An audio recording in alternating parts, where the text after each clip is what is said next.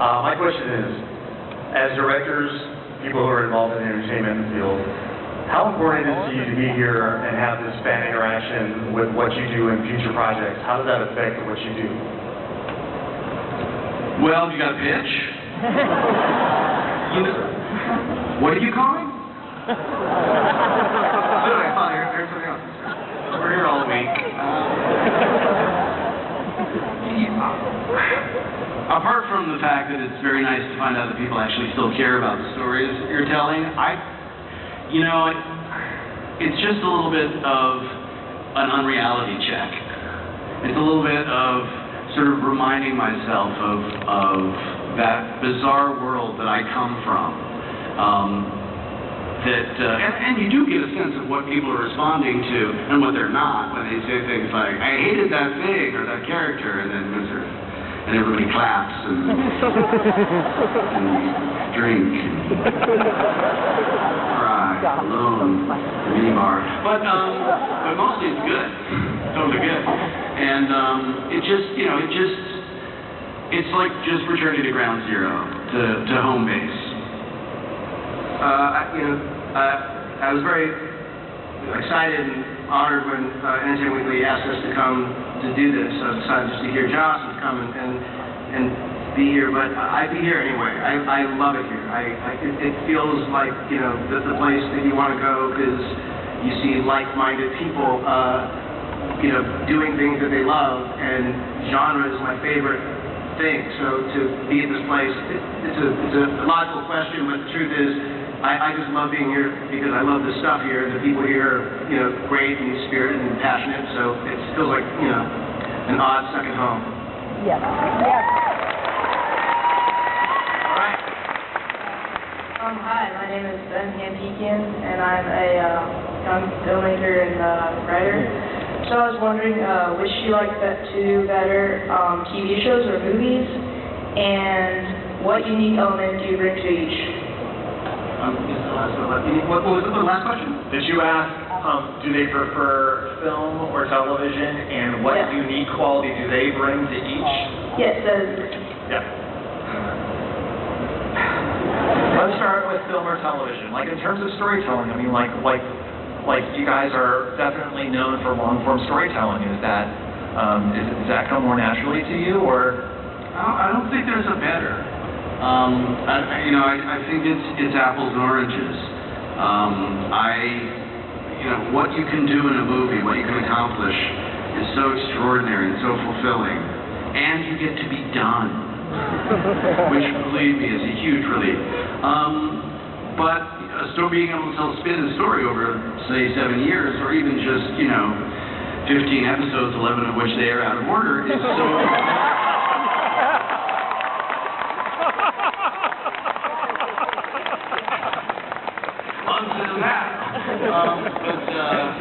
That's a different kind of fulfillment. It's kind of a slow burn thing, but to me, may gun to my head be the greater of the two. And then I really didn't hear it. It sounds like what quality do I bring? I can't answer that. Well, one quality that we associate with you, Joss, is just your dialogue. At what point does that come into your creative process? I mean, is it something that you find over countless drafts, or is it something that just comes very naturally? That's just people talking. I don't write second drafts, really. I mean, obviously you have to, but to an extent, I don't put anything down until it's right. The dialogue is, unfortunately, sometimes I write it before I come up with the plot, and then I have to sort of figure out how to get to it, which is a little awkward. I gotta work on that. But I just. Do you have second drafts? Generally faster.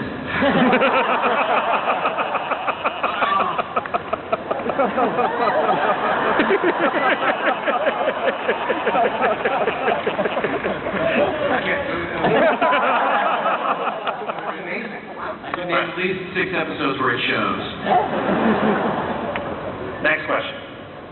Bad robot. No, okay. My question is obviously for JJ. With Lost, just the way that it ended, was it everything that you expected from the beginning, without giving anything away, obviously, with spiritually, science-wise, everything? I mean, was it everything, now looking back on it, is it what you wanted? And it's awesome, by the way. I love it. Thank you very much, and awesome impersonation.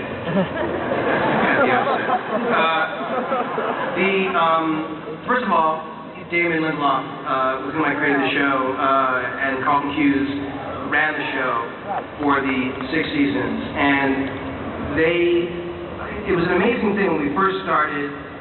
Before Carlton was even there, it was like, Damon and I were in this sort of crazy panic, and we wrote this Bible of what it would be, and we wrote a whole bunch of ideas, and you sort of throw out the best ideas, and it's very optimistic, it's a huge leap of faith, and you think this is what this show could be. And a lot of those things ended up being in the series, most of them did not. And over the course of time, thank God Carlton came on board, started to work, with Damon. The two of them I can't describe how brilliant they are. They and the other writers, directors, Jack Bender, they all started working on making this thing what it became.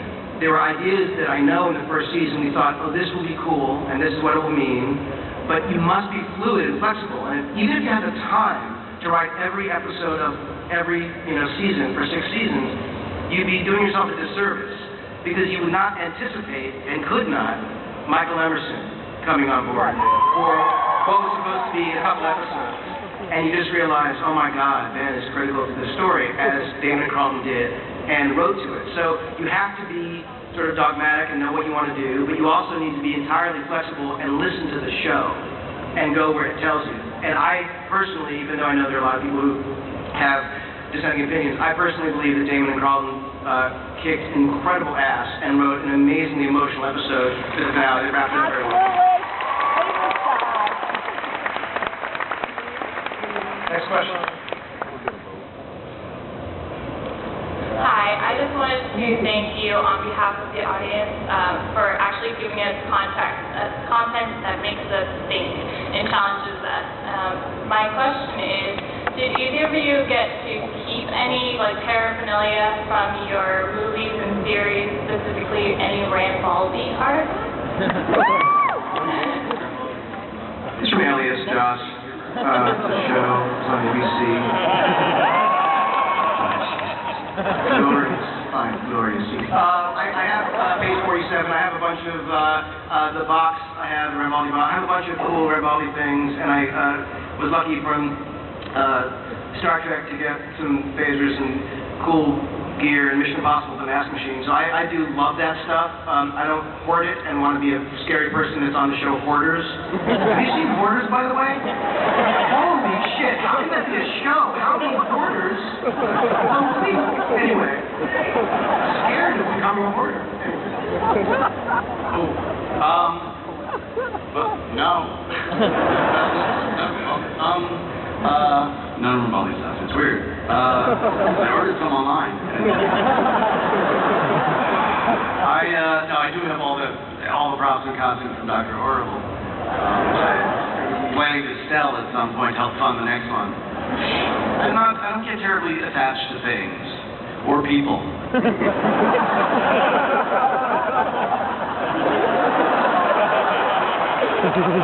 Next question.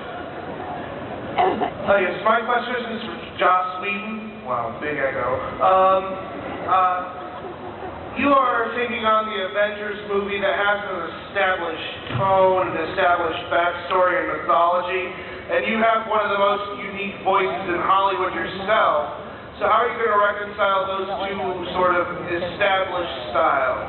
They're all going to sound like me. No problem. The fact is, the first job I had outside of television was a script doctor. And what you have to do in that situation is blend in. A lot of the way that I speak and write comes from reading these comics. I think it's very, very easy to fall into the aesthetic of something that you love. Obviously, I'm going to bring some of myself to it. I am an artist who wishes to create something that comes from within, but at the same time, yes, they do have an established tone. I'm going to be very respectful of that. I'm going to try and find ways to work. I mean, the thing is, they not only have an established tone, they have about 7. Because I'm culling things from, you know, all these different movies. I have to blend all of that. I think ultimately that would result in something unique anyway. So I think that doesn't really seem like a challenge to me at all. When I write Tony Stark or Steve Rogers or any of these people, they sound like them, particularly because I already know who's playing them. Very much. Okay, can you hear me now? Good. Okay, I have a kind of a general question about comic books. Last few decades, they've really swung back and forth between light and silly and dark and gritty, while these days it's kind of balanced. Do you see that pendulum starting to swing back and forth in the future, or do you think they'll stay balanced for the time being? Wait, are they light and gritty now, or are they dark? Which one are they now? Well, there's elements of both. They're more dark, but the lighted stuff is starting to come back. I will only say this, that I do feel like there was an element of nihilism that started to eat itself, where things got so dark that they couldn't maintain, except for some reason that I still can't quite understand, The Walking Dead, which never gets old, never gets tired. But I did feel like, even in some of the mainstream comics, they were getting really cavalier about killing lots of people and everybody dark. And I think ultimately that does have to swing back a little bit too. They are heroes, right? They're a better version of us. That's in some way. That's mainstream. I don't know if Chris Ware has gotten too gritty. Gritty, but very, very clean. Very clean lines. Thanks a lot, guys. All right, next question. Hi guys, I was wondering what you thought about film school. Do you think it's worth the time and the money, or do you think you should just go your own way? Just go your own way. Film school.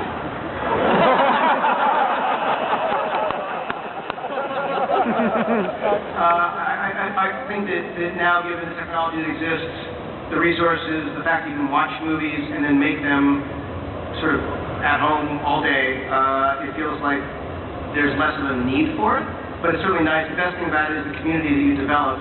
I think being at a film school, having said that, I did not go to one, so I personally feel like, my father gave me advice when I was going off to college, which was go learn what to make movies about, not how to make movies, and it was sort of the best advice I ever got.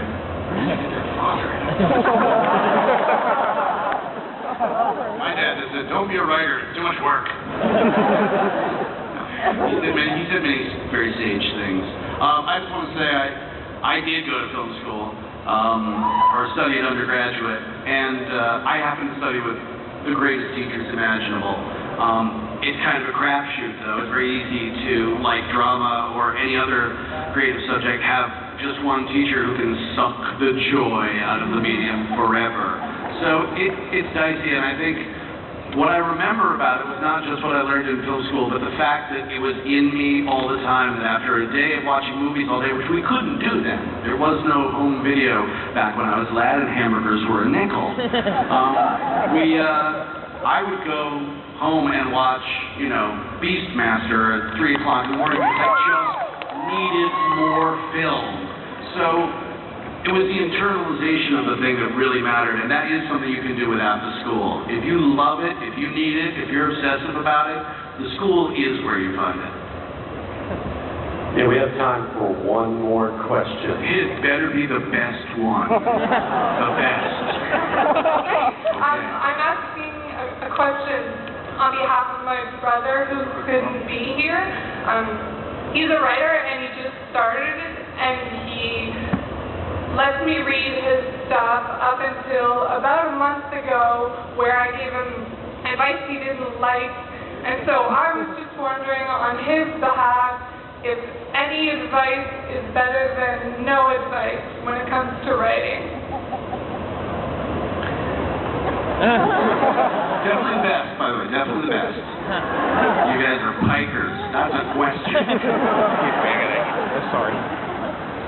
You know, there is, what's more fun than getting notes? It's really the joy for a writer. I think ultimately, you have to walk a razor's edge of being able to hear what other people think, to, you know, really listen to them, and know when to shut them out. But shutting them out doesn't mean never showing it to anyone, because then the film they don't see it. So, I mean, you categorically will have to listen to people, and in your career you will have to listen to some people who don't know a damn thing, but who have the big pockets full of gold. And but even that person can tell you something that is necessary for your story, as long as you are listening and you understand. If you feel confident about the story yourself, if you feel you understand where it's coming from and what it's trying to accomplish and how it's doing that, then you should be able to withstand what other people think and incorporate what's good about what other people think. And I don't just mean compliments. I mean criticism as well. If you can't withstand that, then maybe there is something wrong with what you're making. I think your brother needs some chill. And he gave you the script to read? And he asked you for notes? Yes, he did. And you gave them to him? Yes. And he yelled at you? Well, he stopped talking. What's his number? No, here's the thing. Josh is right. When you have an idea and it's faulty, and someone gives you a note, and it can't defend itself, then there's something that's wrong with it, you know. So I think what you said is right. He probably does, you know, he's probably maybe defensive because he's unable to defend the very thing that, you know, he gave you to read. But he gave it to you and asked for notes, and you gave it to him.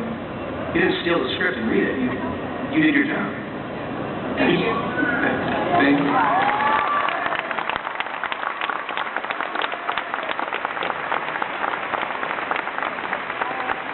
I guess that's the end of our time. On behalf of Joss and JJ, thank you all for